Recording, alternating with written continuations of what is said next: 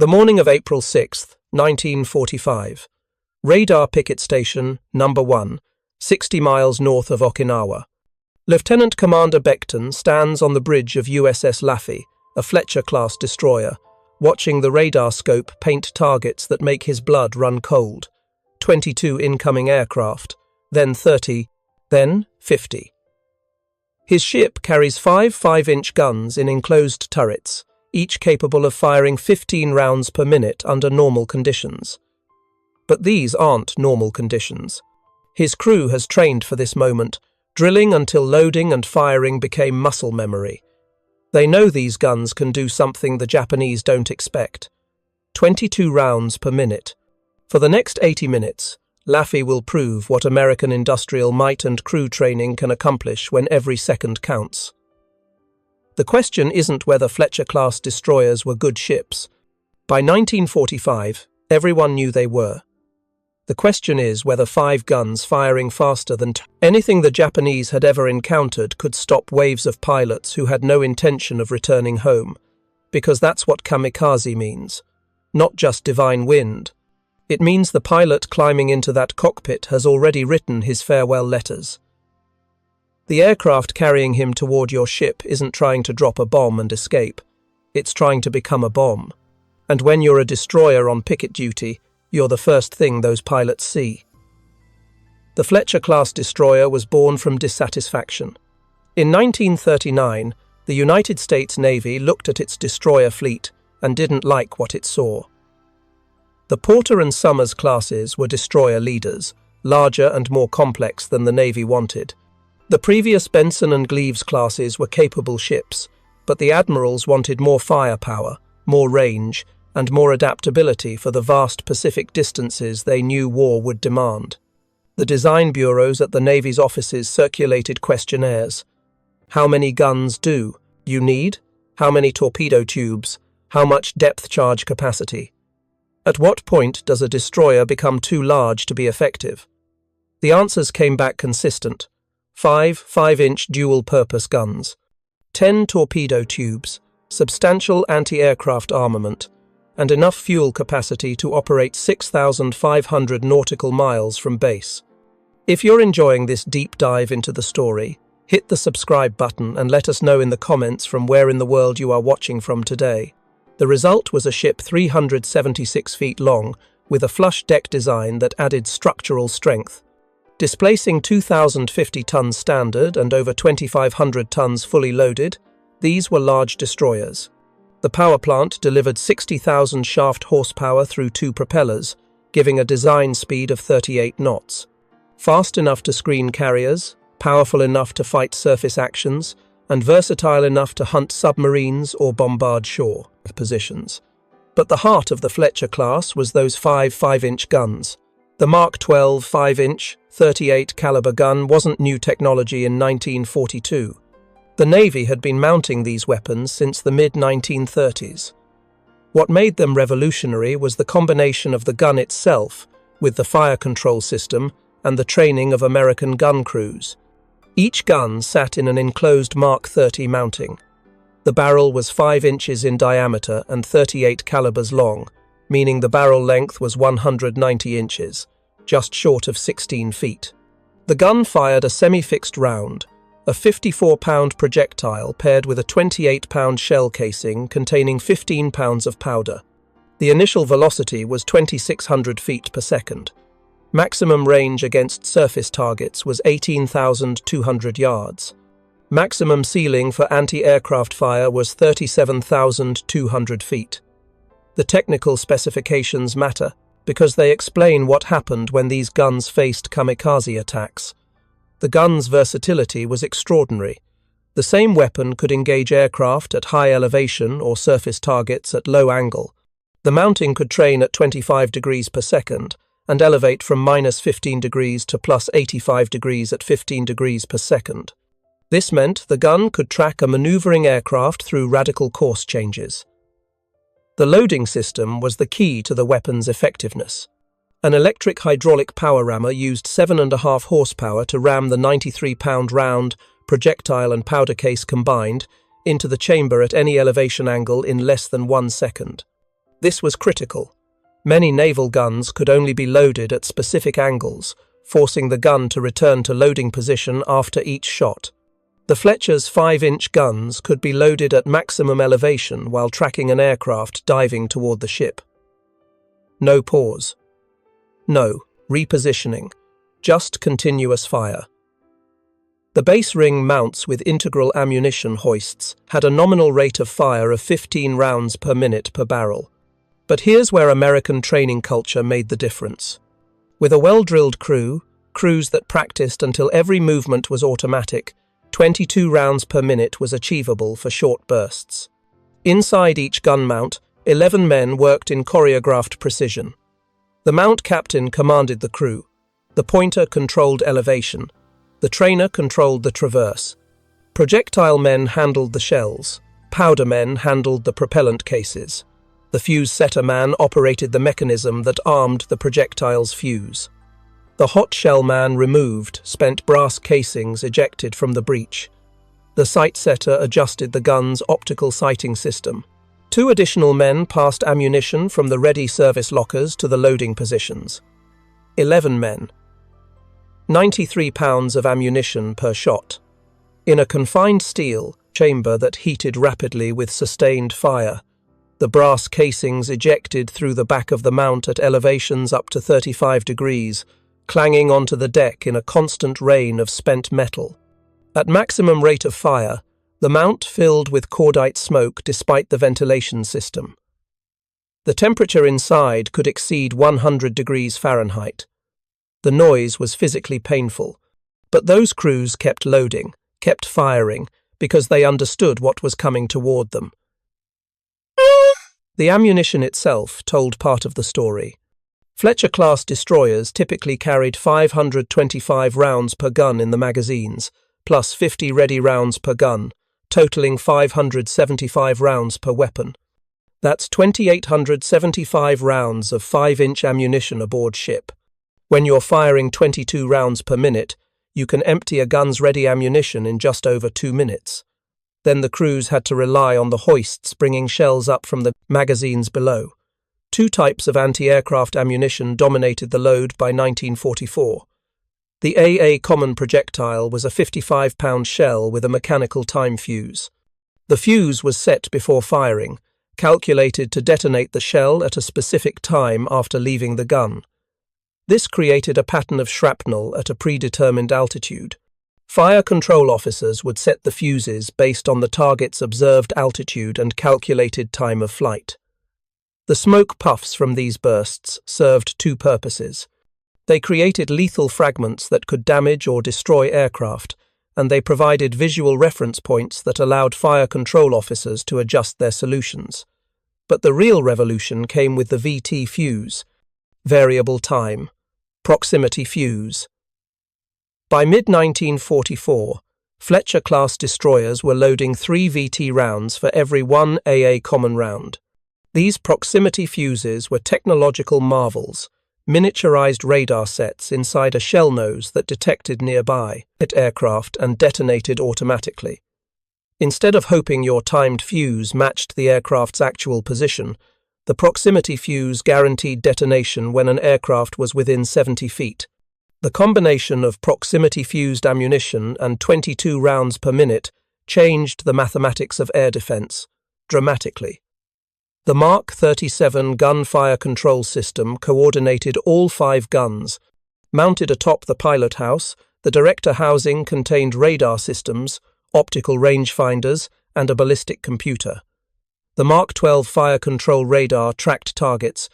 The Mark 22 height finder determined altitude, later replaced by the circular Mark 25 radar.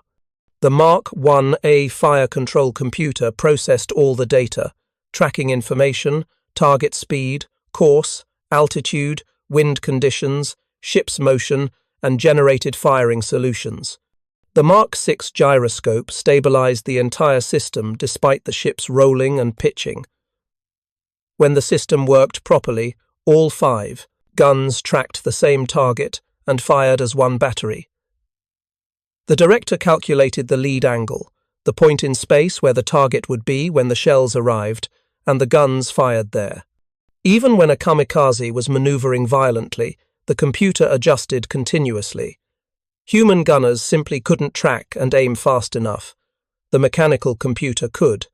This combination, the gun, the mount, the fire control system, the ammunition, and most critically, the trained crew, created a weapons platform that could put 110 rounds into the air per minute when all 5 guns were firing at maximum rate.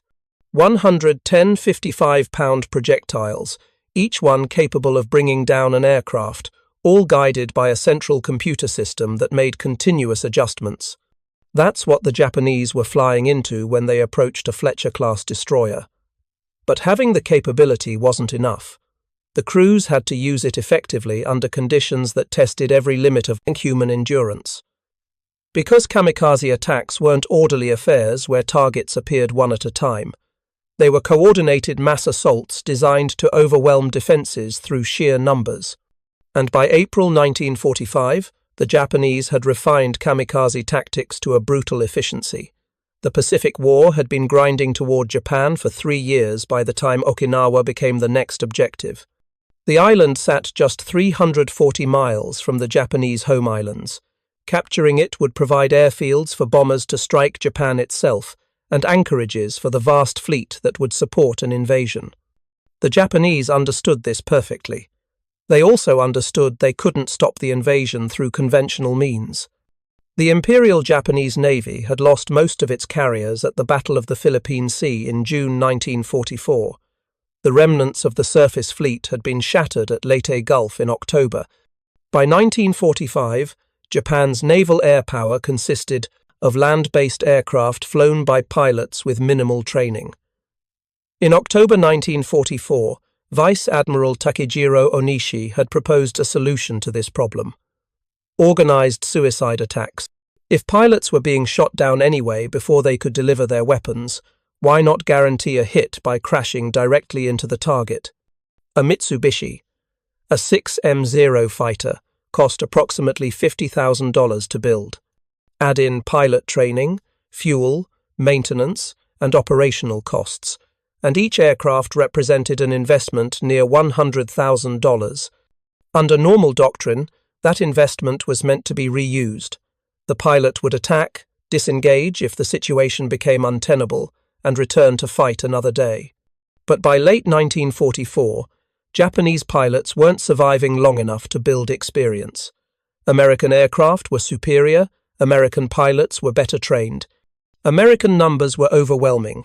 The cold mathematics said that if a pilot had only a small percentage chance of hitting a target before being shot down, eliminating the return flight and guaranteeing the hit made economic sense in a desperate nation's calculus. The term kamikaze referenced the divine winds, typhoons that had destroyed Mongol invasion fleets in 1274 and 1281. The name carried spiritual weight. These weren't just suicide missions. They were sacred acts meant to save the empire. The first organized kamikaze unit, the Shimpu Special Attack Corps, launched on October 25, 1944. Of 26 aircraft that took off from Philippine airfields, only 5 reached their targets. But those 5 aircraft caused catastrophic damage. The escort carrier USS St. Lo took a direct hit and sank within 30 minutes. Suddenly, that $100,000 investment had destroyed a $50 million ship and killed 114 sailors. The tactical implications were clear. A damaged conventional attack lost effectiveness. A bomber with one engine out would break off the attack and try to return home, but a kamikaze with one engine out would continue the dive. Even if anti-aircraft fire killed the pilot, momentum would carry the aircraft toward the target. Even if the aircraft was burning, breaking apart, its control surfaces shot away.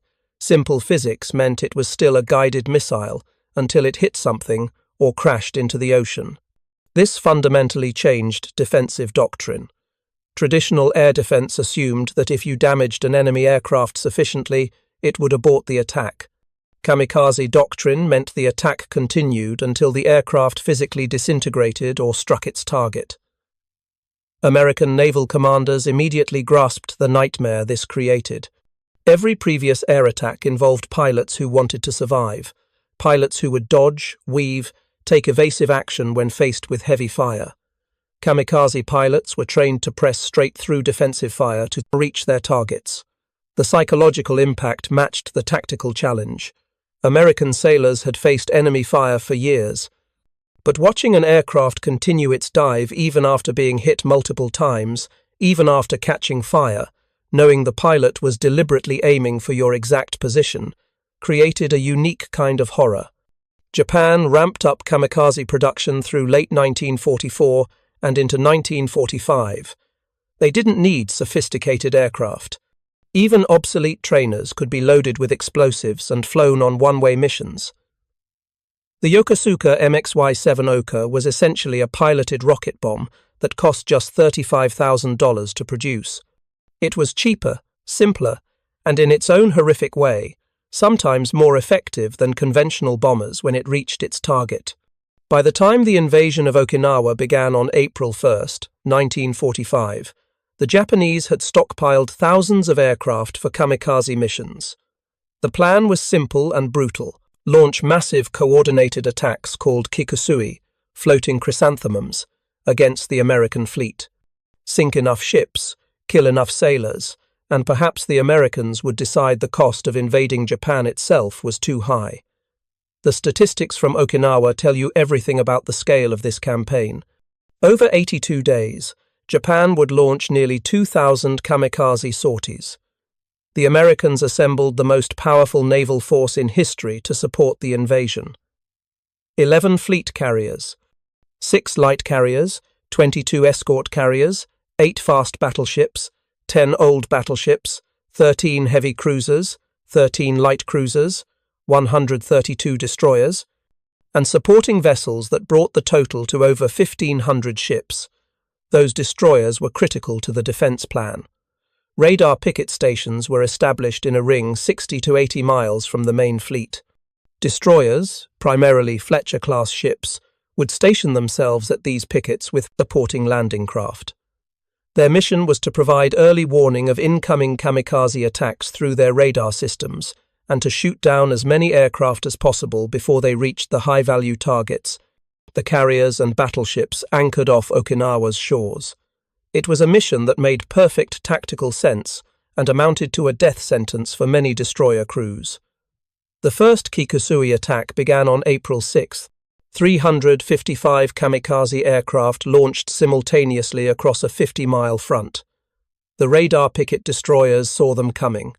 The combat air patrol, Corsair and Hellcat fighters flying constant coverage over the fleet, intercepted many. But the sheer numbers meant some would inevitably break through to the destroyers below. Those destroyers were about to demonstrate what Fletcher-class guns could do. USS Laffey at Radar Picket Station No. 1 became the face of this battle. An Allen M. Sumner-class destroyer, not a Fletcher, but armed with the great, same 5-inch, 38 caliber guns in twin mounts instead of single mountings, 6 guns total instead of 5. Lieutenant Commander F. Julian Beckton commanded. His crew had trained extensively, drilling on the guns until the movements were automatic. They would need every bit of that training. The first wave appeared on radar at 0700. Combat Air Patrol engaged immediately, shooting down several kamikazes before they reached the destroyer. But more kept coming. At 0742, the first kamikaze began its dive on Laffey. The 5-inch guns opened fire. The 40mm Bofors guns joined in. Then the 20mm Oerlikons. The volume of fire was staggering, a curtain of steel and high explosive that the kamikaze had to penetrate to reach the ship. The first aircraft caught fire and crashed into the sea just off the port bow. The crew barely had time to celebrate before the next one appeared, and then another, and another. For the next hour and 20 minutes, Laffey would face 22 individual kamikaze attacks. Her guns never stopped firing. The 5-inch mounts were the primary defense. At ranges beyond 2,000 yards, they were the only weapons with enough hitting power to reliably destroy an incoming aircraft. The Mark 37 Director tracked targets continuously. As each gun mount emptied its ready ammunition, the crews relied on the hoists, bringing shells up from the magazines. The mount captains coordinated their crews through voice tubes and sound-powered phones. Load, fire, eject, load, fire, eject.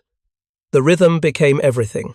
9 kamikazes were shot down by Laffey's guns and the combat air patrol, but 5 struck the ship. 4 bombs hit. The damage was catastrophic. 32 men died. 71 were wounded. The after-steering room was destroyed. The radar was knocked out. Fires raged across the ship. But Laffey stayed afloat, and her guns kept firing until the attacks finally ended. After-action reports analysed what happened. The 5-inch guns had fired continuously for 80 minutes.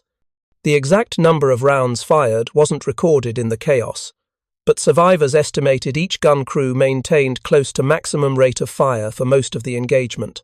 That meant somewhere near 1,800 rounds of 5-inch ammunition expended, against 22 attacking aircraft. The guns had shot down 9 confirmed. The combat air patrol got several more, but the sheer volume of fire, even from aircraft that completed their attack runs and hit the ship, was already damaged by anti-aircraft fire. They were burning, they were shredded, their pilots were likely dead or wounded. They hit through momentum and mass, not because they successfully penetrated unharmed. This pattern repeated across the radar picket stations. Fletcher-class destroyers like USS Bush, USS Colquhoun, USS Pringle faced similar mass attacks. Many were sunk or damaged beyond repair, but before they went down, their 5-inch guns extracted a terrible toll on the attacking kamikazes, USS Hugh W. Hadley, another Fletcher-class destroyer at Radar Picket Station 15 on May 11th, faced perhaps the most intense action of any destroyer during the Okinawa campaign. Over a 40-minute period, Hadley and her companion destroyer, USS Evans, engaged an estimated 156 Japanese aircraft. The combat air patrol was overhead, but the kamikazes came in waves that overwhelmed the fighters. Hadley's guns went into continuous fire. All 5 5-inch mounts trained and fired as fast as the crews could load. The 40mm mounts added their contribution. The 20mm guns created a close-in defense that was literally the last line before impact. Hadley's crew shot down at least 20 aircraft themselves, possibly more. The combat air patrol destroyed dozens more, but some got through. 1 kamikaze struck Hadley's waterline, another hit amidships. A 3rd aircraft, already burning from hits, crashed into the ship after the pilot was dead.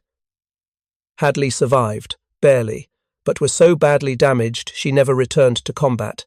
Her 5-inch guns had proven what they could do. They had taken down aircraft at ranges where the smaller guns couldn't reach. They had maintained fire rates that the Japanese hadn't anticipated. And they had done it with a crew that refused to stop fighting even when the ship was flooding and burning. The statistical analysis from Okinawa reveals the Fletcher-class performance. Of the 132 destroyers in the American fleet, a significant number were Fletcher-class ships. 17 Fletcher-class destroyers were sunk or declared constructive total losses between March and July 1945. All of them fell to kamikaze attacks or related action. USS De Haven, Strong, Morrison, Luce, Little, Bush, Colquhoun, Pringle, William D. Porter, Twiggs, Callahan. Each name represented a ship and a crew that fought to the end. But focus on what happened before these ships went down. The average Fletcher-class destroyer on picket duty at Okinawa engaged dozens of kamikaze aircraft during the campaign. Many ships shot down more aircraft than they had 5-inch gun mounts. USS Newcomb, heavily damaged by 5 kamikaze hits on April 6th, had shot down 7 aircraft before being overwhelmed. Her guns were still firing even as the ship was flooding and burning. The Japanese noticed. After-action intelligence gathered from interrogations of captured pilots and analysis of Japanese radio communications revealed a pattern. Kamikaze pilots were reporting that American destroyer fire was far heavier than anticipated. Some missions were specifically briefed to avoid the radar picket destroyers if possible and target the larger ships behind them. The problem was the pickets were positioned precisely to make that impossible. To reach the carriers and battleships, the kamikazes had to fly through the destroyer screen, and that meant flying through a volume of fire that very few aircraft could survive. The rate of fire was critical. At 15 rounds per minute, a single 5-inch gun on a Fletcher-class destroyer could put 15 shells into the air between the time a kamikaze began its final dive and the moment it either hit the ship or crashed into the ocean. With 5 guns, that's 75 shells. At the maximum rate of 22 rounds per minute, that number increased to 110 shells. Each shell carried the proximity fuse that would detonate within 70 feet of an aircraft.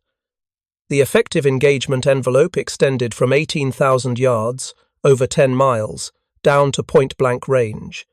At extreme range, the shells needed time to reach altitude, and the fire control solution had to account for long flight times. But at mid-range, 2,000 to 5,000 yards, the system was devastatingly effective.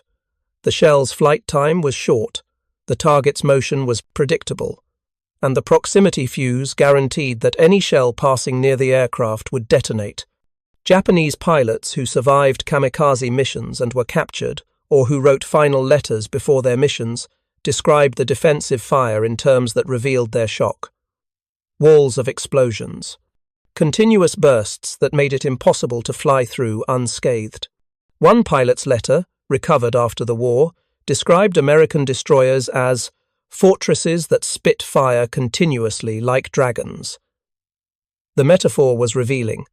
In Japanese tactical planning before the war, destroyers were considered primarily anti-ship platforms, nimble torpedo attackers that relied on speed and surprise. The idea that a destroyer could function as an anti-aircraft fortress, maintaining continuous fire for extended periods, hadn't been fully appreciated until Okinawa. The American training culture created this capability. Japanese naval doctrine emphasized spirit, courage, and dedication. These qualities were genuine and produced pilots willing to die for their mission. But American doctrine emphasized technical proficiency, systematic training, and crew coordination. A Fletcher-class destroyer's gun crew didn't rely on spirit to fire 22 rounds per minute. They relied on drills repeated until muscle memory took over, on standardized procedures that ensured every man knew his exact role, and on equipment maintained to eliminate failures. Consider what happened inside a 5-inch gun mount during sustained action. The temperature exceeded 100 degrees. Cordite smoke limited visibility, even with ventilation. The noise was physically damaging. Spent brass casings were piling up on the deck. The men were exhausted. Adrenaline could only sustain you for so long. But the training was held. The procedures held.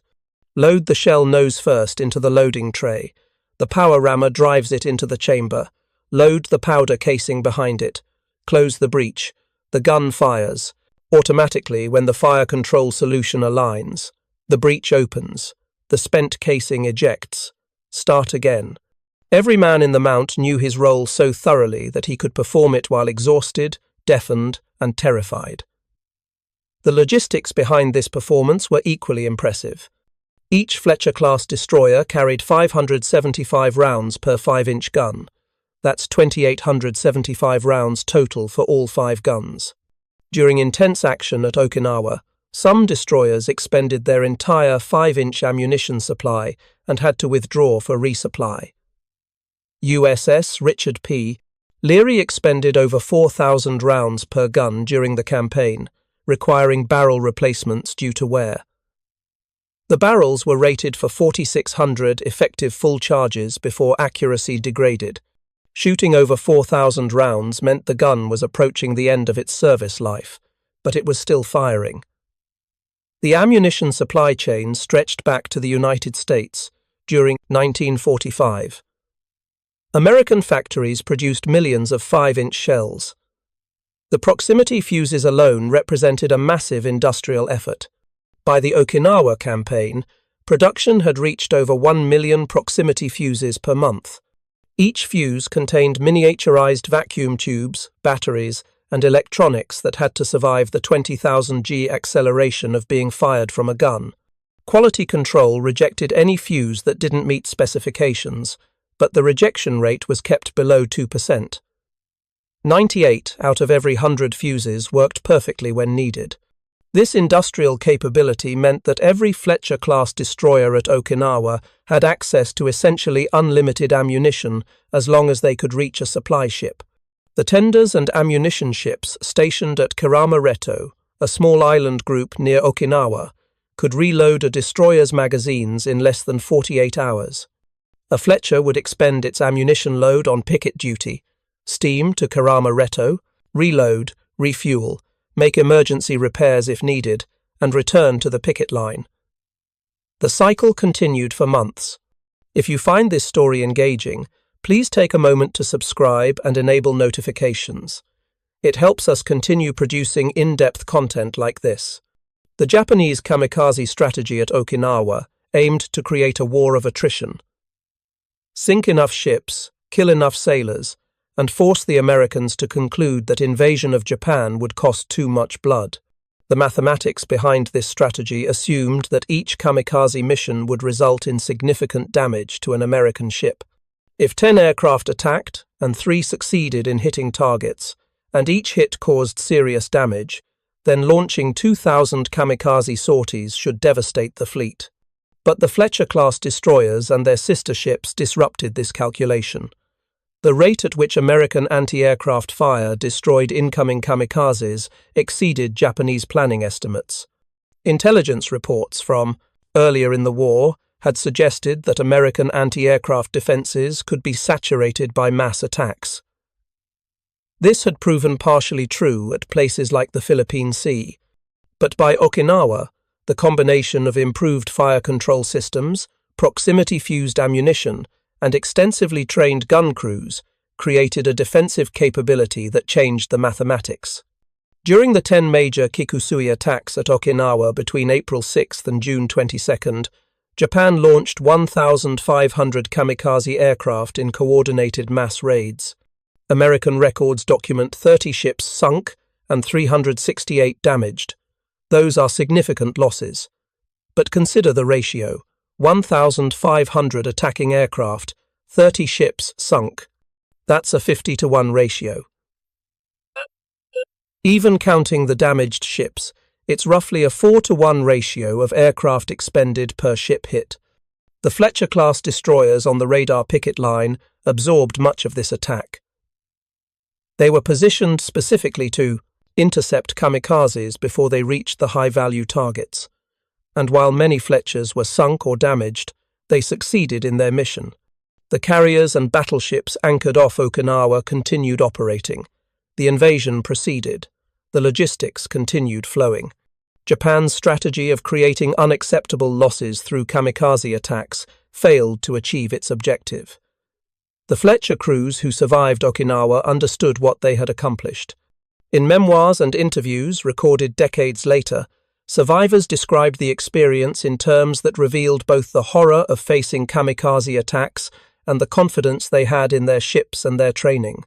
One gun mount captain from USS Kidd, a Fletcher-class destroyer that survived multiple kamikaze attacks, recalled, "We knew if we kept the guns firing, we had a chance.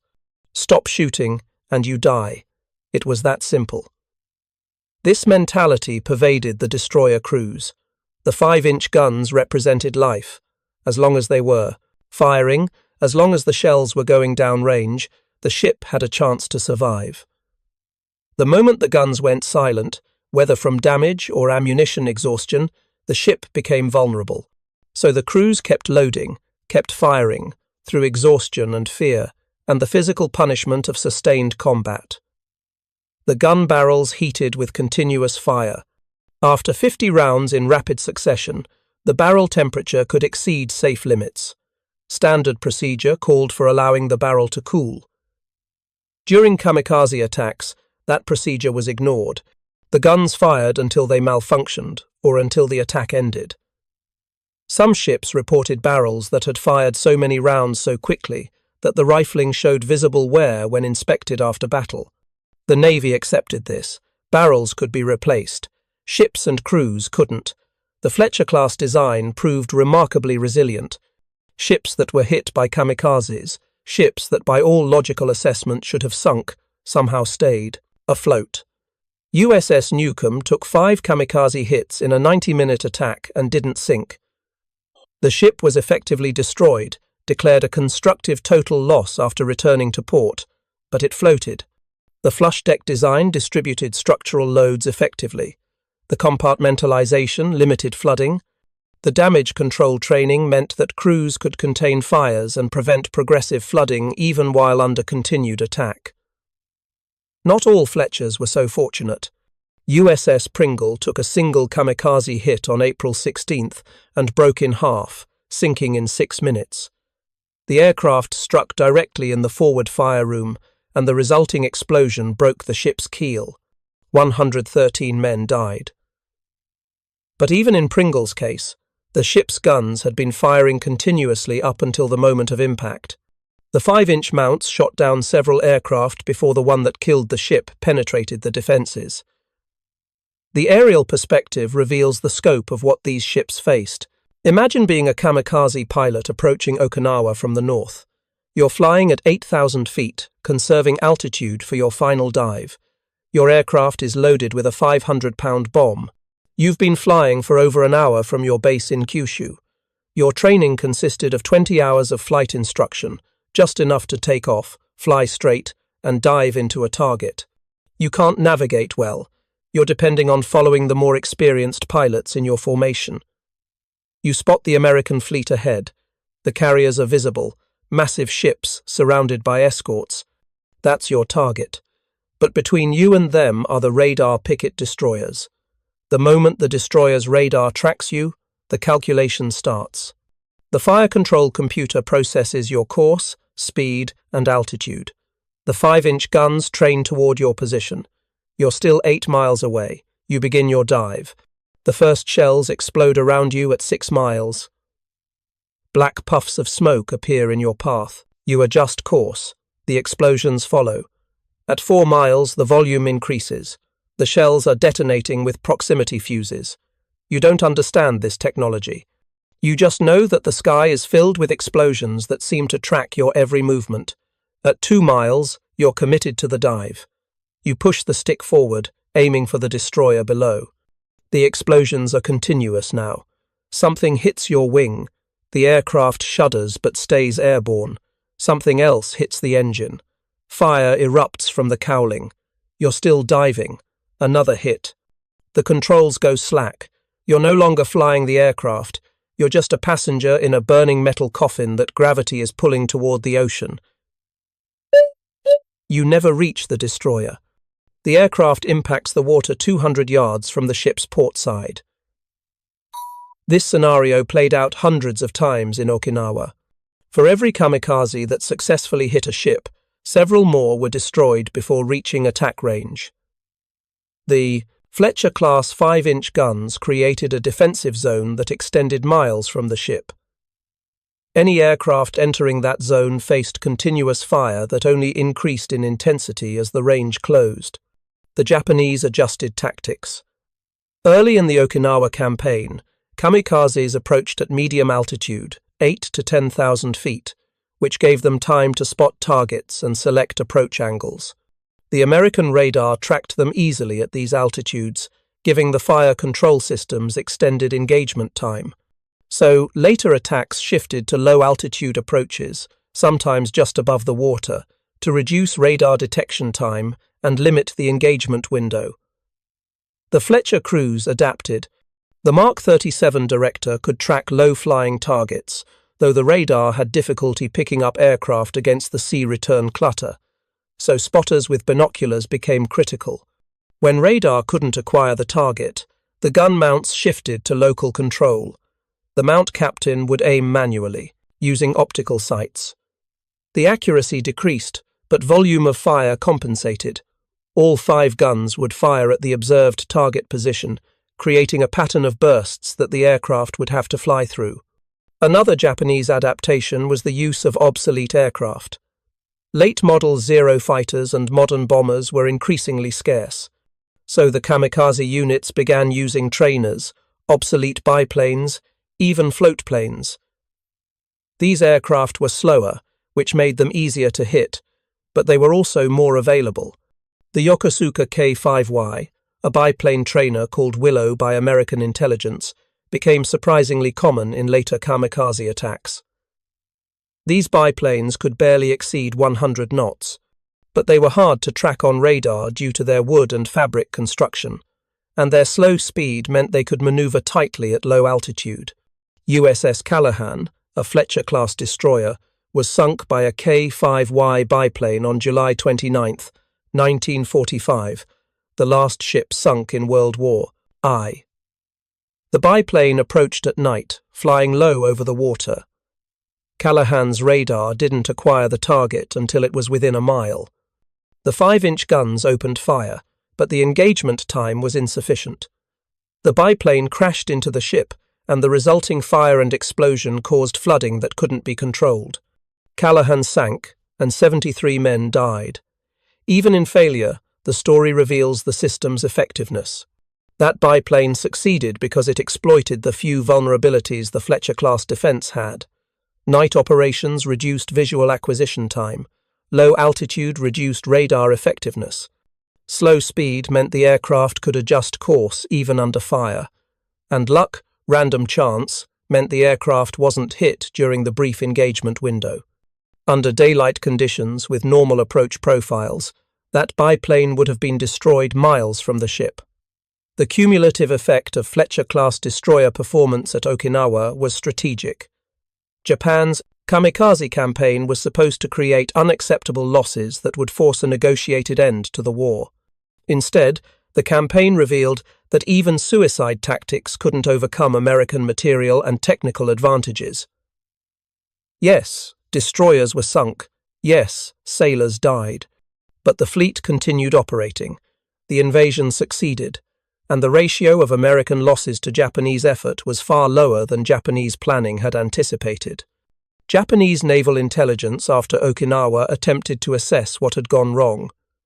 Reports noted that American anti-aircraft fire was far more effective than projected. Specific mention was made of destroyer fire being unexpectedly heavy.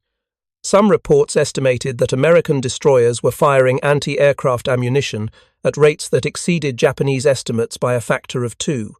The Japanese analysts didn't know about the 22 rounds per minute capability. They were calculating based on observed volumes of fire and coming to the conclusion that American guns were somehow faster than Japanese intelligence had reported. In reality, the Fletcher-class 5-inch gun's maximum rate of fire had been documented in technical intelligence captured from earlier in the war. Japanese analysts had the specifications. What they hadn't accounted for was American crew training allowing sustained fire at maximum rates for extended periods. Japanese doctrine assumed that maximum rates of fire were brief bursts, sustained for perhaps 1 or 2 minutes before crew fatigue forced a reduction. American crews were maintaining 20-plus rounds per minute for 10, 20, even 30 minutes during massed attacks. The cultural difference manifested in training approaches. Japanese naval gunnery training emphasized precision. Accuracy was paramount. Rate of fire was secondary. American training emphasized both accuracy and volume. The philosophy was that a high volume of accurate fire was more effective than a lower volume of perfectly precise fire. This made sense with proximity-fused ammunition. You didn't need to hit the aircraft directly. You needed to get shells close enough that the fuse would detonate, and that meant saturating the target area with as many shells as possible. The Fletcher-class destroyer embodied this philosophy. The guns could fire fast. The fire control system was accurate enough, the ammunition was sophisticated enough, and the crews were trained well enough. Put these elements together, and you created a weapons platform that exceeded what Japanese tactical planning had considered possible. After Okinawa, the kamikaze threat didn't disappear. Japan was stockpiling thousands of aircraft for the defense of the home islands. The planned invasion, Operation Downfall, anticipated kamikaze attacks on a scale that would dwarf Okinawa. Estimates suggested 10,000 aircraft dedicated to kamikaze missions. The Fletcher-class destroyers would have formed the first line of defense again, positioned in radar picket stations around the invasion beaches. The atomic bombs dropped on Hiroshima and Nagasaki in August 1945 ended the war before Operation Downfall became necessary. We'll never know how that invasion would have unfolded, but based on the Okinawa performance, the Fletcher-class destroyers would have performed their mission.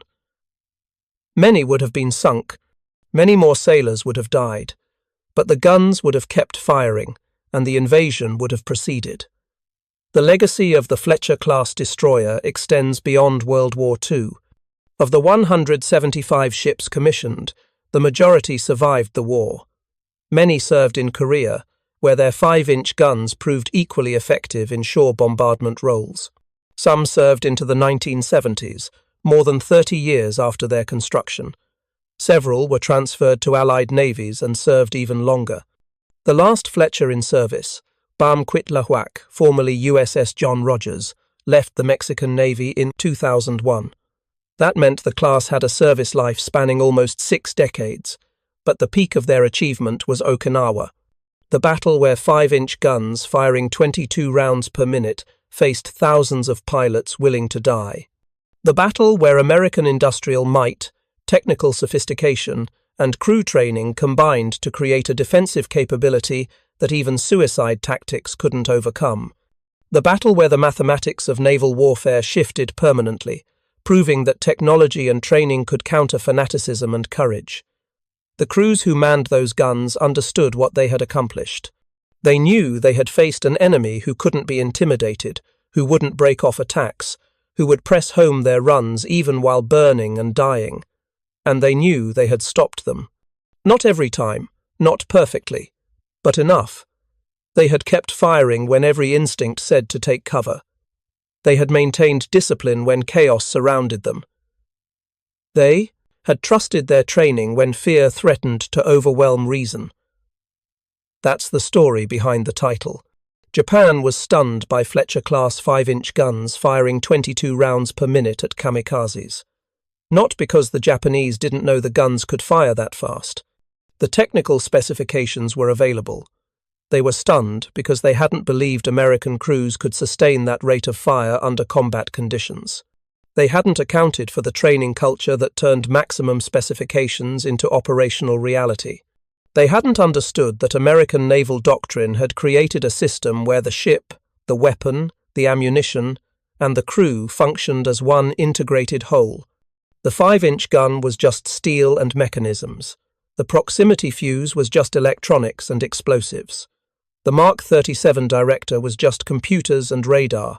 But combined with crews who had drilled until they could load and fire while exhausted, terrified, and under attack, these components became something the Japanese hadn't encountered before. They became a weapon system that could face kamikaze attacks and survive. Thank you for watching. For more detailed historical breakdowns, check out the other videos on your screen now, and don't forget to subscribe. October 23rd, 1942. The desert west of El Alamein, Egypt. Lieutenant Giuseppe Arcangli pressed his eye against the periscope of his Carro Armato M1340 medium tank, scanning the horizon through waves of heat rising from sand that had baked under the Mediterranean sun for 13 hours straight. The turret reeked of sweat, cordite residue, and diesel fumes that no ventilation system could fully purge. His loader, Corporal Benito Salvetti, sat wedged against the 47mm cannon, manually rotating rounds in their ready rack to keep the propellant casings from cooking in the brutal heat. Through the narrow slit of magnified glass, Arcangli saw them, silhouettes emerging from dust clouds raised by Montgomery's artillery barrage. Not the familiar profiles of British Crusaders or Matildas his crew had faced for 18 months. These were different. Taller, heavier, moving with a mechanical confidence that made his stomach tighten. American, Sherman tanks. 252 of them had arrived in Egypt just weeks earlier. shipped directly from United States factories, still stamping serial numbers on turret plates. Italian intelligence had warned that these machines mounted 75mm guns. The reports hadn't explained what that meant in practical terms. Arcangli was about to learn. He would survive the next 11 days of fighting. Most of his regiment would not. If you're enjoying this deep dive into the story, hit the subscribe button and let us know in the comments from where in the world you are watching from today. What Lieutenant Arcangli didn't yet understand, what none of the Italian tank commanders positioned along the Axis defense lines comprehended, was that they were facing a fundamental technological mismatch that no amount of courage or tactical skill could overcome. The 47mm cannon in his turret, the same weapon equipping nearly every Italian medium tank in North Africa, was about to be revealed as catastrophically inadequate, not by design failure or manufacturing defect, but by simple, brutal mathematics, range, penetration. The calculus of armoured warfare that would doom the Italian armoured divisions to virtual annihilation over the following weeks. The story of how Italian tankers discovered the Sherman's overwhelming superiority didn't begin with captured vehicles or technical intelligence. It began with death. Sudden, inexplicable death coming from distances that Italian doctrine said were impossible for tank versus tank combat. To understand the catastrophe that was about to unfold, we must first understand what Italian tank crews believed about armoured warfare in October 1942. Their beliefs were not foolish or uninformed. They were based on 18 months of actual combat experience in North Africa. Experience that was about to become lethally obsolete in a matter of hours. The Carro Armato M1340 was Italy's most modern medium tank in frontline service. First deployed in 1940, it represented the best that Italian industry could produce under severe resource constraints. The Regio Esercito, the Royal Italian Army, classified it as a medium tank based on its intended role supporting infantry and engaging enemy armour. At 14.5 tons combat weight, it was actually lighter than most nations' light tanks. But classifications mattered less than capability. The tank carried a crew of 4. Commander and gunner shared the 2-man turret. Driver and hull machine gunner occupied the forward compartment. The riveted armour ranged from 6mm on the engine deck to 42mm on the frontal plates. That frontal armour was angled slightly, providing perhaps 50 to 55mm of effective thickness against projectiles striking at optimal angles. In 1940 and early 41, this protection was adequate. British 2-pounder guns, the standard armament on Crusader and early Matilda tanks, fired 40mm solid-shot projectiles. At combat ranges beyond 500 yards, the M1340's frontal armour could reliably deflect hits. Italian crews learned to angle their hulls, to use terrain, to engage at distances where their armour provided genuine protection. The 47mm Cannone da 47-32 Modello 35 formed the tank's primary armament. This was actually an Austrian-designed Berler anti-tank gun that Italy had licensed and produced domestically. As a towed anti-tank weapon, the 47-32 performed adequately in its intended role. It could penetrate 43mm of vertical armour plate at 550 yards. Against British cruiser tanks with thin armour, this was sufficient. Against the heavily armoured Matilda infantry tanks, it was hopeless, but Italian doctrine called for using towed anti-tank guns and artillery against heavy tanks, not engaging them with medium tank guns. The gun's 32 caliber barrel length, meaning the barrel was 32 times the diameter of the bore, produced a muzzle velocity of approximately 630 meters per second. This velocity, combined with the 47mm armor-piercing projectile's mass, delivered adequate terminal ballistics against targets the gun was expected to engage. British light tanks. British cruiser tanks, soft-skinned vehicles. At ranges under 1,000 yards, Italian gunners achieved respectable hit probabilities. But the gun had a critical limitation that Italian crews understood well from painful experience. Effective anti-tank range was limited to approximately 500 to 600 yards. Beyond that distance, the projectile's velocity dropped off sharply. Penetration declined to levels where even lightly armored targets became difficult to defeat. Italian tank commanders learned through bitter experience at battles, like Bedafom and Bir el Gubi, that engaging British armour at ranges exceeding 600 yards was futile. You closed the distance, you manoeuvred to flank positions, you coordinated with artillery and anti-tank guns. You absolutely did not attempt long-range gunnery duels. This tactical reality shaped Italian armoured doctrine throughout 1941 and 1942. Tank versus tank engagements were close-range affairs, 400 to 600 yards, sometimes closer. At these ranges, Italian crews could engage effectively. Their guns could penetrate. Their armour provided some protection. Training emphasized rapid closure, aggressive manoeuvre, and concentration of forces to achieve local superiority. The Carro Armato M1441, introduced in late 1941, addressed some of the M13's shortcomings. A more powerful diesel engine increased mobility slightly. Better air filters improved reliability in desert conditions. But the armament remained unchanged. The same 47mm gun. The same 500 to 600 yard effective range. Italian industry simply couldn't produce anything better within the time and resource constraints they faced. By October 1942, approximately 230 M13 and M14 tanks equipped the Italian armoured divisions defending the El Alamein line. The Ariete Division, the Littorio Division, and elements of the Centauro Division represented Italy's armoured strength in North Africa. These formations had fought continuously since June 1940. They'd gained hard-won experience. They'd developed tactics. They understood their equipment's capabilities and limitations. What they didn't understand, what they couldn't understand until they experienced it directly, was that the rules of armoured combat were about to change completely. The arrival of the Sherman tank represented a qualitative shift that Italian tactical doctrine had no framework to address.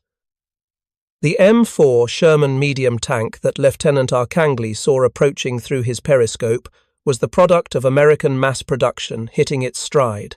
The first production Shermans had rolled off assembly lines at Lima Locomotive Works in February 1942. By October, multiple factories were producing hundreds per month. The tank represented American industrial philosophy, prioritizing reliability, maintainability, and producibility over cutting-edge performance. At 33 tons combat weight, the Sherman was more than twice as heavy as the M1340. But weight alone didn't tell the story. The Sherman's armour scheme was fundamentally different. The glacis plate, the upper frontal armour, measured 56 millimeters thick and was angled at 56 degrees from vertical. This steep angle provided approximately 100 millimeters of effective thickness against projectiles striking head-on. The turret frontal armour measured 76 millimeters. Side armour ranged from 38 to 44 millimeters. Against the Italian 47mm gun, this armour was effectively invulnerable at any practical combat range. Italian armour-piercing shot could penetrate approximately 43 millimeters of vertical plate at 550 yards. Against the Sherman's angled glacis, providing 100 millimeters effective thickness, penetration was impossible. Even side shots at close range offered little hope. The 44mm side armour, while technically within penetration range, was positioned at angles and often obscured by track assemblies, suspension components, and stowage. Italian crews who encountered Shermans in combat during October and November 1942 repeatedly reported the same experience.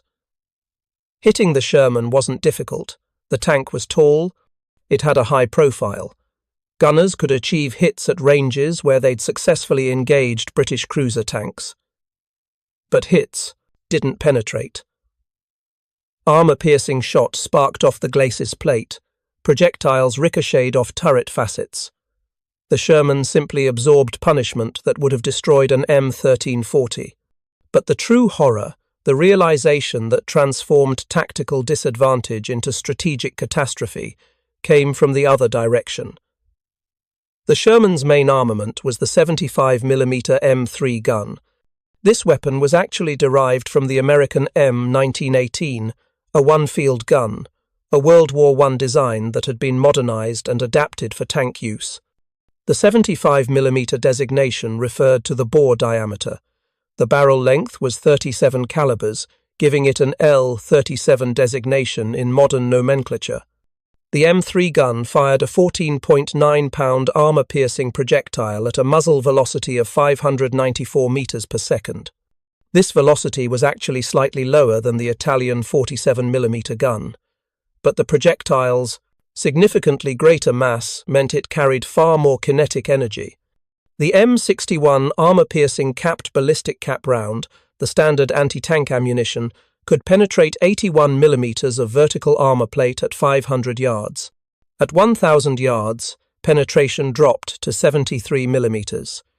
Against the M1340's maximum armor thickness of 42 millimeters, the Sherman's gun was devastatingly effective.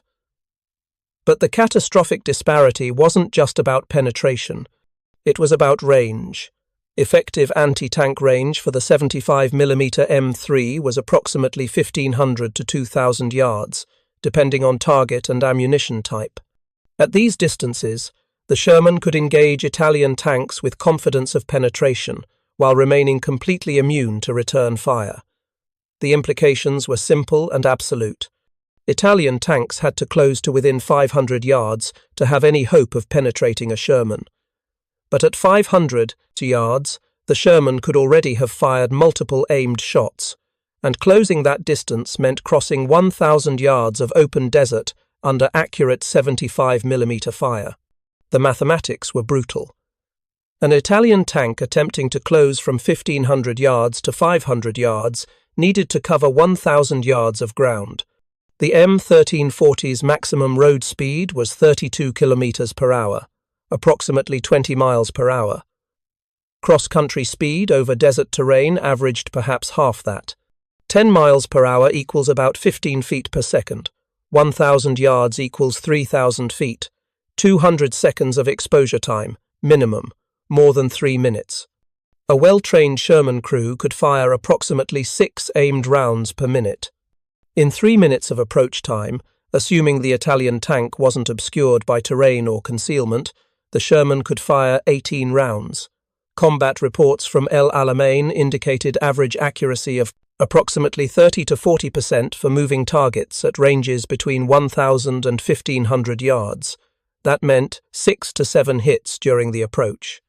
Any single hit that penetrated would likely destroy the Italian tank or kill crew members. Even if the Italian tank survived the approach and reached effective range, it still faced an opponent with superior armor. Achieving penetration required side or rear shots. But the Sherman's gyro stabilizer, a powered mechanism that kept the gun relatively steady even when the tank was moving, meant the Sherman crew could continue firing accurately while maneuvering. The Italian tank had no stabilization. The gunner lost his sight picture every time the tank hit uneven ground. Lieutenant Arcangli didn't know these statistics on October 23rd. He knew his 47mm gun. He knew the ranges at which he'd successfully engaged British tanks.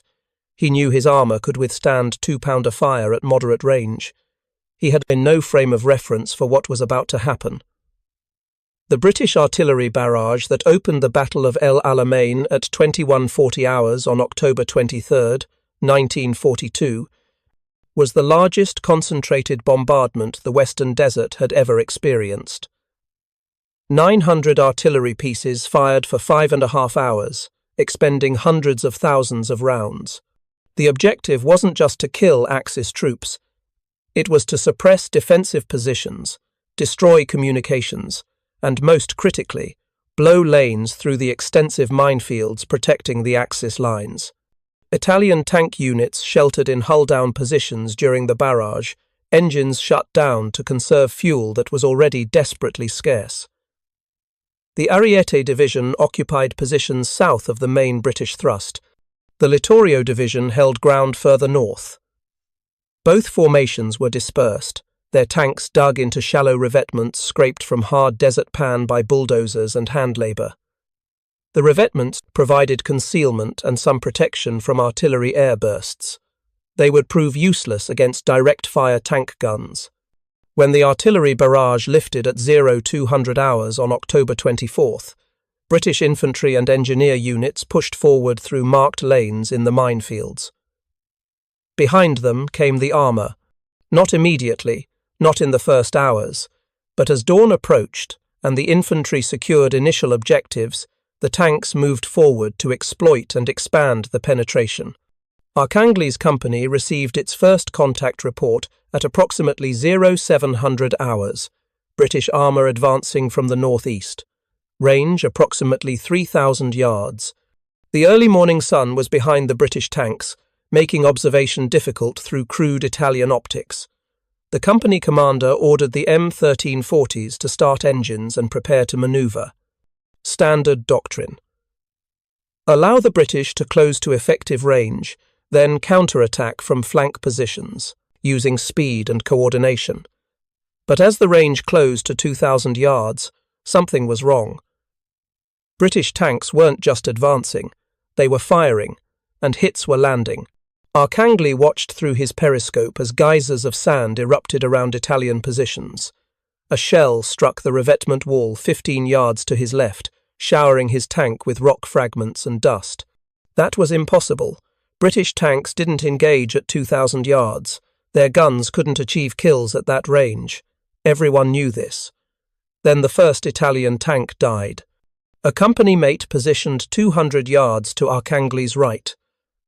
The M1441 took a hit in the right side of the hull, penetrating just below the turret ring.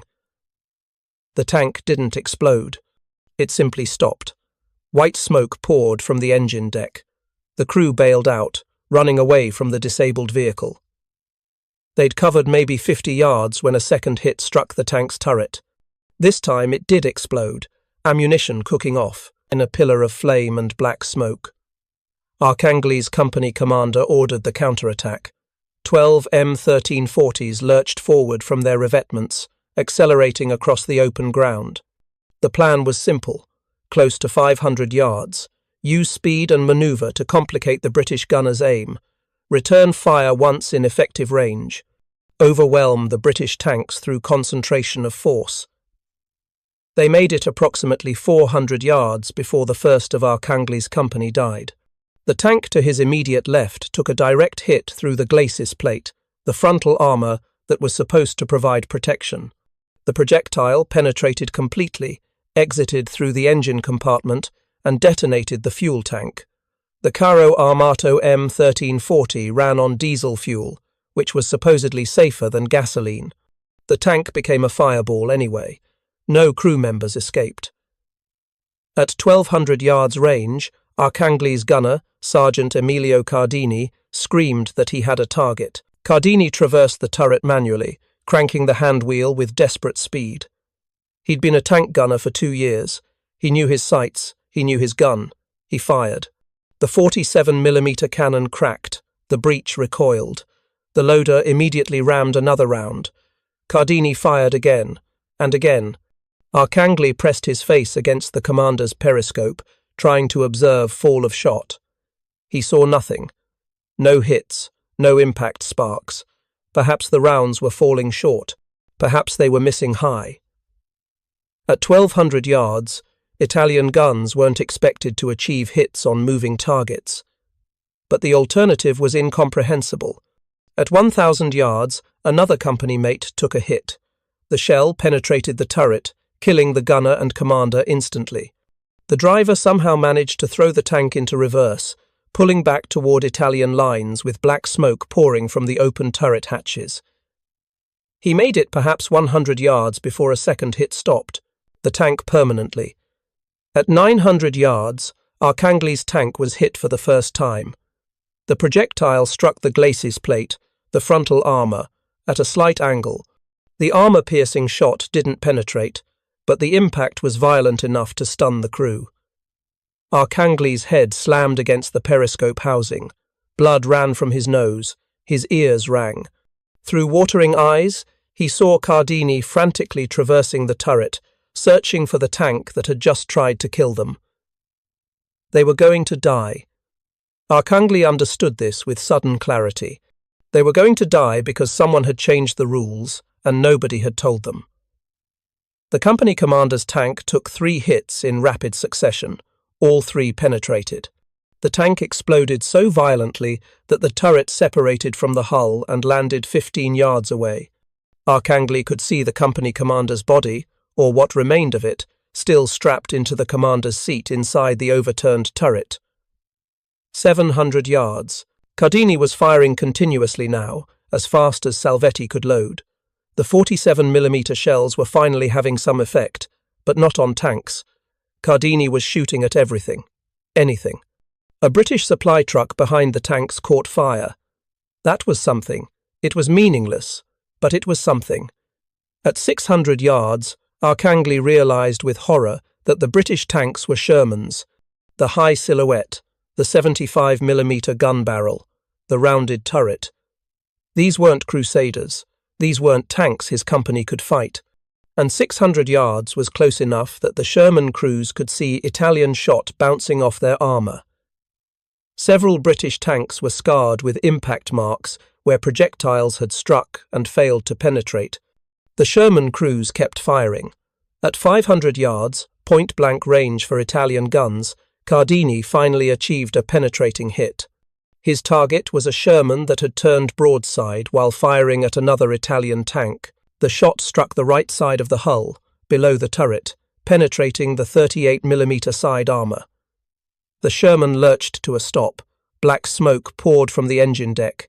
The turret hatch opened. American crew members bailed out. This was the closest any of Arkangly's surviving company mates had gotten to killing a Sherman, 500 yards. Shooting the side armour. Even then, the crew escaped. Meanwhile, 8 of his company's 12 tanks were burning wrecks scattered across 600 yards of desert. The 4 survivors, including Arkangly's tank, were already reversing at maximum speed, trying desperately to break contact before the Shermans closed to ranges where side shots became easy. They made it. Barely. Arkangly's tank threw a track 200 yards behind Italian lines, possibly from damage caused by the hit they'd taken. The other 3 survivors took up hull-down positions in a small wadi, hoping concealment would protect them where armour couldn't. The battle continued for another 10 days. By November 4th, when the Africa Corps began its retreat westward, the Italian Ariete Division had ceased to exist as a combat formation. Of approximately 230 Italian medium tanks that had defended El Alamein on October 23rd, fewer than 40 remained operational by November 4th. Most had been destroyed. Many had been abandoned when fuel ran out, or mechanical failures made recovery impossible. The British had lost tanks too. But British losses came primarily from German 88mm anti-aircraft guns used in anti-tank roles, German long-barreled 50mm and 75mm tank guns, and mines. British Sherman losses to Italian 47mm tank guns were negligible. So negligible that many British after-action reports didn't even mention Italian tanks as a significant threat. Italian commanders who survived the battle filed desperate reports back to Comando Supremo in Rome. The reports described a situation that sounded impossible to staff officers who hadn't witnessed the fighting. Italian medium tanks were completely outclassed, outranged, out-armoured, outgunned. Tank versus tank combat against Shermans was effectively suicide. The 47mm gun couldn't engage at ranges where the Sherman was vulnerable. The M1340's armour couldn't withstand 75mm fire at any range. Lieutenant Arkangly survived El Alamein. His tank did not.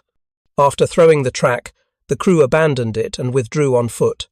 He fought through the remainder of the North African campaign, eventually commanding a platoon of captured British Valentine tanks that the Germans had turned over to Italian forces. He survived the war. In interviews conducted in the 1970s, he stated flatly that encountering Shermans at El Alamein was when he first truly understood that Italy was going to lose the war.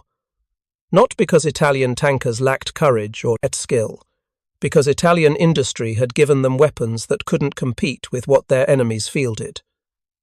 But the story of Italian tankers discovering the Sherman's superiority didn't end at El Alamein.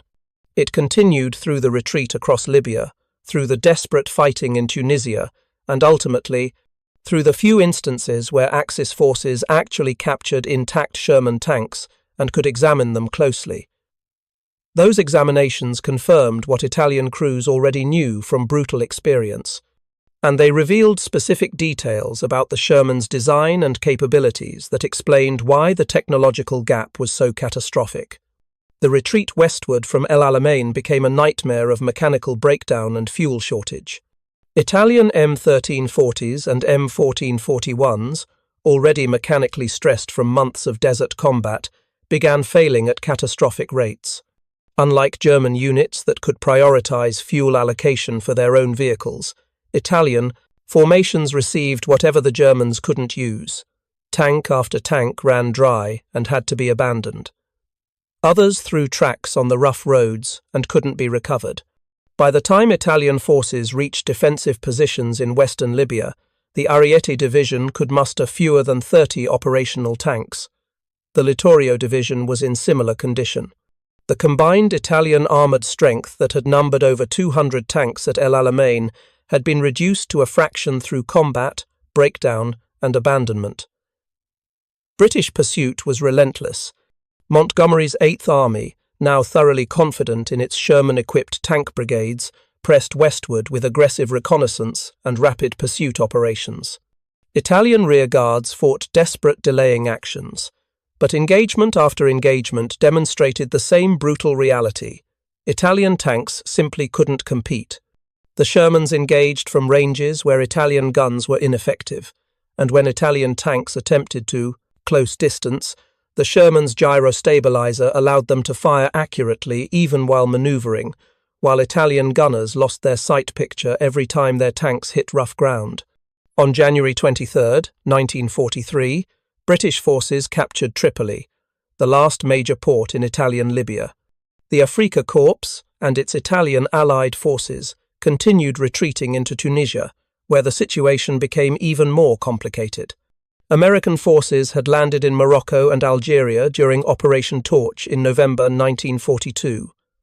Now Axis forces faced threats from both east and west.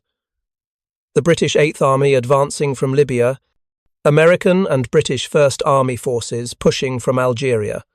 Axis forces were being compressed into an ever-shrinking pocket in northern Tunisia. The Battle of Kasserine Pass in mid-February 1943 gave Axis forces a brief tactical victory. German armour, using superior tactics and terrain, inflicted heavy casualties on inexperienced American forces. 46 of 52 American Sherman tanks from Combat Command C of the 1st Armoured Division were destroyed or abandoned during a poorly executed counterattack on February 15th. But the American losses came primarily from German long-barreled 50mm and 75mm guns, not from Italian weapons. And critically, many of those destroyed Shermans were subsequently captured intact by Axis forces and shipped to testing facilities in Germany and Italy. This was where Italian technical officers finally got their hands on intact Sherman tanks for detailed examination. Several Shermans captured at Kasserine Pass and at Sidi Bou Zid were transported to Axis-controlled facilities. One early production, M4A1, designated War Daddy 2 by its American crew, was captured from the 1st Armoured Regiment and shipped to the German testing facility at Kummersdorf for comprehensive evaluation.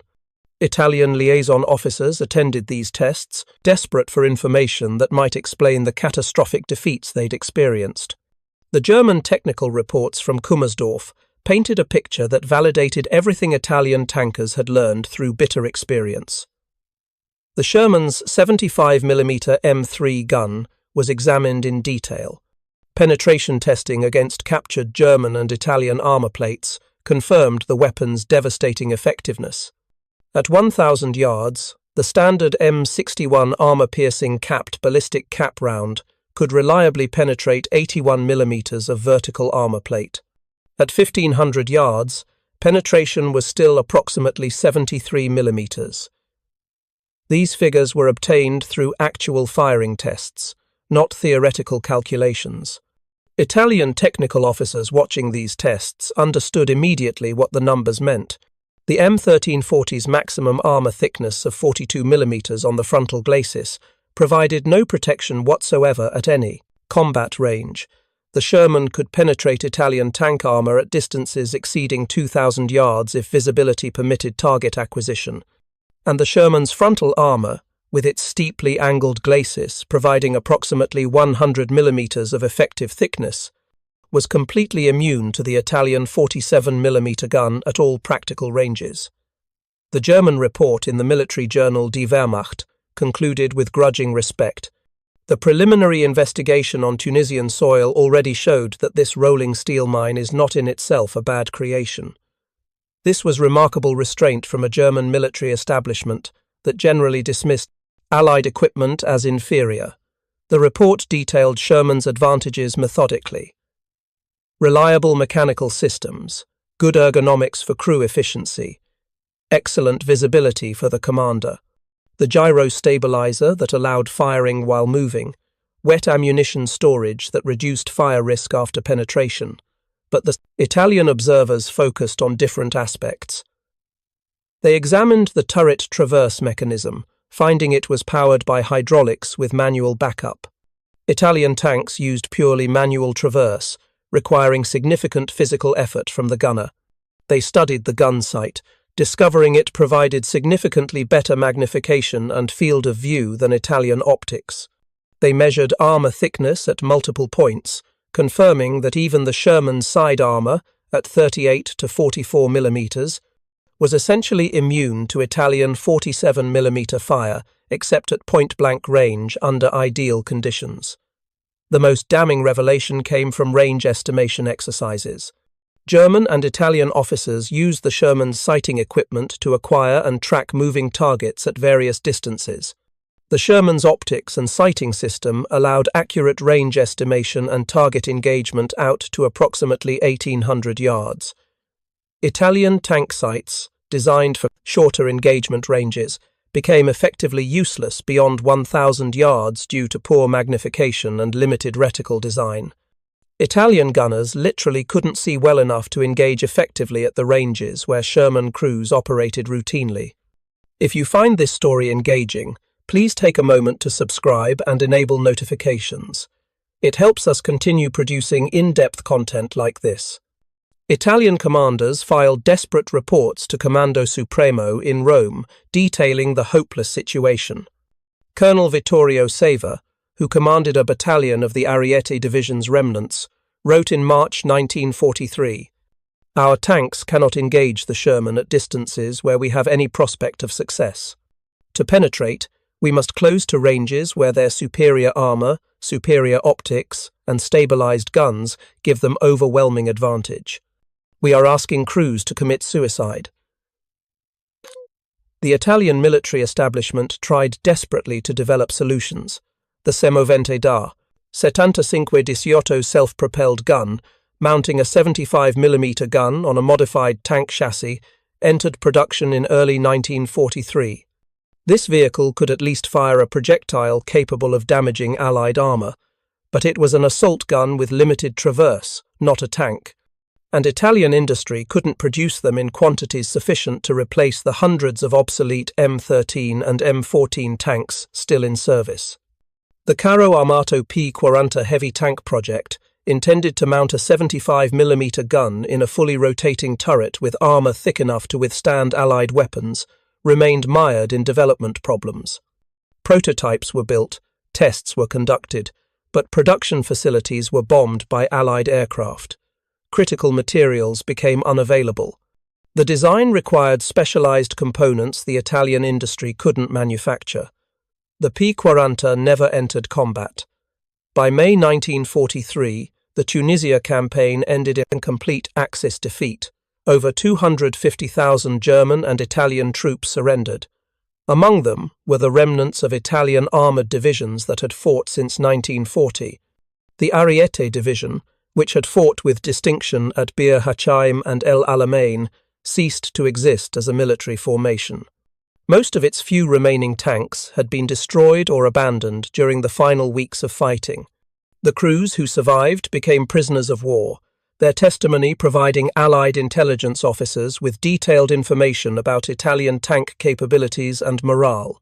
American interrogators specifically questioned Italian tank crews about their experiences fighting Shermans. The reports compiled from these interrogations revealed a consistent pattern. Italian crews universally expressed respect for the Shermans' capabilities. They acknowledged that attempting to engage Shermans at any range beyond 500 yards was futile. Several prisoners independently estimated that Italian tanks needed to achieve complete surprise and close to within 300 yards to have any realistic chance of achieving kills through side shots. One captured Italian lieutenant stated flatly, "Fighting a Sherman in an M1340 is not combat, it is execution. The only question is whether the crew can bail out before they burn." The Allied victory in North Africa eliminated Italian armoured forces as an effective fighting formation. The few Italian tanks that fought subsequently in Sicily and mainland Italy during 1943 and 44 were obsolete machines, manned by increasingly poorly trained crews, facing overwhelming Allied superiority in numbers, quality, and supporting arms. The Italian 47mm gun that had seemed adequate in 1940 against lightly armoured British cruiser tanks had been rendered completely obsolete by 1942. But Italian industry lacked the resources, the technology, and increasingly the time to develop and produce modern replacements. The Sherman tank's dominance over Italian armour wasn't primarily about advanced technology or revolutionary design. It was about fundamental engineering competence applied systematically. The 75mm gun was a World War I design, modernized but not revolutionary. The armor scheme was conventional. The mechanical systems were reliable but not sophisticated. What made the Sherman devastating against Italian tanks was simply that it represented 1942 industrial capability, while Italian tanks represented 1938 thinking built with 1935. Technology under 1943 resource constraints, the range disparity, the 1,000 yards of desert where Shermans could kill but Italian guns couldn't penetrate, became a metaphor for the entire technological and industrial gap between the Allies and the Axis. Italian tankers understood this gap viscerally. They'd experienced it in the most direct way possible, watching friends burn in tanks that couldn't fight back. The captured Shermans examined in Tunisia simply confirmed with engineering precision what every Italian tank crew already knew from brutal experience. They were hopelessly outclassed, and there was nothing courage or tactical skill could do to overcome the fundamental disparity in equipment capability. Thank you for watching. For more detailed historical breakdowns, check out the other videos on your screen now, and don't forget to subscribe.